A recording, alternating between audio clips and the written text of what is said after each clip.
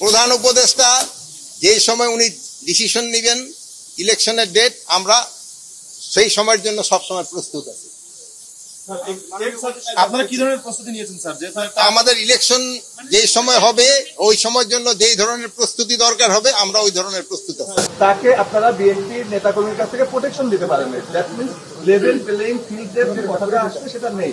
এই 8 মাসে কিভাবে সম্ভব? শুনেন, এই ধরনের ছোটখাটো ঘটনা সব সময় ঘটে। আপনারা যদি 53 বছরের ইতিহাস দেখে থাকেন, এই ছোটখাটো ঘটনা ঘটে থাকবে এবং এই ছোটখাটো ঘটনা দুই একটা ঘটবে। এই সব ঘটনা ঘটে দেখেই তো আমাকে এই বাহিনী রয়ে গেছে।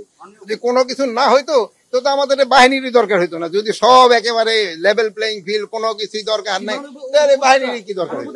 আজকে উত্তরায় 1,08,00,000 টাকা সকালবেলা চিন্তা হয়েছে, এইটার ব্যাপারে আপনাদের বক্তব্য? আমি এটার ব্যাপারে আমি একটা শেষ করি। আমি এই ব্যাপারটা আমি এই মাত্র আপনার থেকে শুনলাম। এটা থেকে আমি আমরা ডিটেল র্যাবের পোশাক পরে এসে র্যাবের পোশাক পরে আসলে যদি সে র্যাবের হয় সেও ছাড়া পাবে না। আর আপনারা জানেন অনেক সময় পুলিশের পোশাক পরে, র্যাবের পোশাক পরে, আনসারের পোশাক পরে আইসা অনেক অপকর্ম করতেছে, তাদের আমরা আইনের আওতায় নিয়ে আসবো।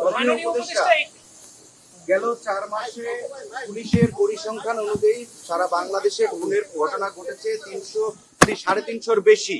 তো আপনি বলছেন যে গেল 10 মাসে আইন শৃঙ্খলা পরিস্থিতির উন্নতি হয়েছে।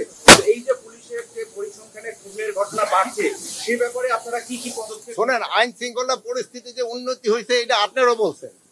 এই যে দেখেন, এই যে আপনার ভাই, এই ভাই, এই আপনি তাকান, এই যে উনিও রাজি, উন্নতি হয়েছে। এখন যে এই যে আপনার যে পরিসংখ্যান, এটা তো ঘটছে, এটাতে আমরা যতটা কমে আনা যায় আমরা চেষ্টা করতেছি। এই ক্ষেত্রে আপনাদের একটু বড় ধরনের একটা রোল রয়ে গেছে। আপনারা লোকজনদের কিন্তু সচেতন করতে হবে। আপনারা যদি লোকজনদের, আপনারা কিন্তু সমাজের এমন একটা শ্রেণীতে বাস করতেছেন যেখানে আপনাদের কথা সবচেয়ে বেশি শোনে। আপনারা লোকজনদের সচেতন করবেন এবং আপনারা যদি পজিটিভ নিউজ করতে থাকেন, এইটা হবে। আপনারা দুইটা জিনিসের উপরে আমি আপনাকে অনুরোধ করবো সবসময় দিবেন।